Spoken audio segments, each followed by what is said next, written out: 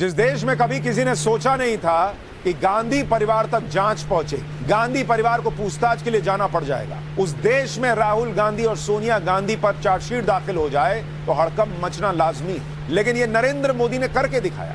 National Herald case में ED ने जो चार्जशीट दाखिल की उसमें सोनिया गांधी, राहुल गांधी और सैम पित्रोदा के अलावा भी कुछ नाम, कुल 7 आरोपी हैं इस चार्जशीट में, जिसमें सोनिया गांधी और राहुल गांधी का नाम टॉप पर है बॉस। ईडी की चार्जशीट की पहली एक्सक्लूसिव जानकारी आज आपके सामने रखने जा रहा हूं। ईडी सूत्रों के मुताबिक आरोपी नंबर 1 सोनिया गांधी को बनाया गया, आरोपी नंबर 2 राहुल गांधी को बनाया गया, आरोपी नंबर 3 सुमन दुबे को बनाया गया है, जो कि पूर्व पत्रकार हैं। सुमन दुबे राजीव गांधी फाउंडेशन के ट्रस्टी हैं, वो राजीव गांधी के प्रधानमंत्री रहते हुए उनके प्रेस एडवाइजर।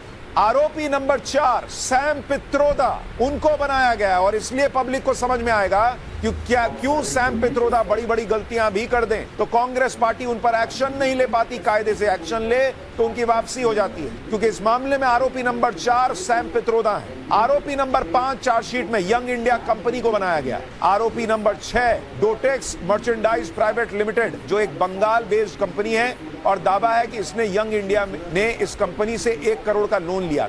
आरोप है कि एक शेल कंपनी है जो इस घोटाले को करने के लिए बनाई गई। आरोपी नंबर 7 सुनील भंडारी, जो डोटेक्स मर्चेंडाइज प्राइवेट लिमिटेड के डायरेक्टर थे, उन्हें बनाया गया है। यानी इस पूरे मामले में 7 आरोपी जो हैं वो बनाए गए हैं। आगे आपको ईडी की चार्जशीट की कुछ और बड़ी और एक्सक्लूसिव जानकारियां बताने वाला हूं, लेकिन उससे पहले आपको ये याद दिला दूं कि ये नेशनल हेराल्ड केस क्या है, जिसमें सोनिया गांधी और राहुल गांधी के खिलाफ चार्जशीट दाखिल की। अगर नेशनल हेराल्ड केस को एक लाइन में समझना हो तो ऐसे समझिए कि 5,000 करोड़ की संपत्ति को मात्र 50 लाख रुपए में हथियाने का आरोप। दरअसल साल 1937 में नेहरू और उनके कुछ साथियों ने मिलकर एसोसिएट जर्नल लिमिटेड नाम की कंपनी बनाई। ये कंपनी नेशनल हेराल्ड नाम से अखबार प्रकाशित करती थी, इसलिए कई शहरों में सस्ते दाम पर इसे जमीनें मिली। 2008 में जब नेशनल हेराल्ड छापने वाली कंपनी एजेएल कर्ज में डूब गई तो डूबने से पहले तक कांग्रेस पार्टी एजेएल को 90 करोड़ रुपए का कर्ज बिना ब्याज के दे चुकी। लेकिन इस कर्ज पर सवाल इसलिए उठे क्योंकि ये कर्ज देने के बाद अचानक यंग इंडियन नाम की एक कंपनी का चैप्टर खुला। 2010 में एजेएल पर यंग इंडियन कंपनी के जरिए गांधी परिवार का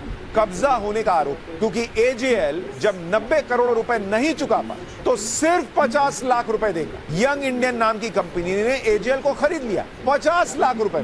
बाजार भाव के हिसाब से आज की तारीख में एजेएल की संपत्ति की कीमत ईडी चार्जशीट में कह रही है कि करीब 5,000 करोड़ रुपए। यानी कांग्रेस पर आरोप है, कांग्रेस के इन 2 नेताओं पर आरोप है, सोनिया गांधी और राहुल गांधी पर आरोप है कि इन्होंने मात्र 50 लाख रुपए, 5,000 करोड़ की संपत्ति को अपना बना लिया। यह आरोप ईडी लगा रही है। लेकिन इस पूरे मामले में सबसे ज्यादा सवाल सोनिया गांधी और राहुल गांधी पर इसलिए भी उठ रहे हैं क्योंकि ईडी की चार्जशीट के मुताबिक, अगर आप देखेंगे, ईडी की चार्जशीट ये दावा कर रही है, जो सूत्र हमें बता रहे हैं, कि जो यंग इंडियन कंपनी बनी, जिसने एजेएल को अपने नाम कर लिया बाद में, यंग इंडियन कंपनी, ये शुरू कब हुई?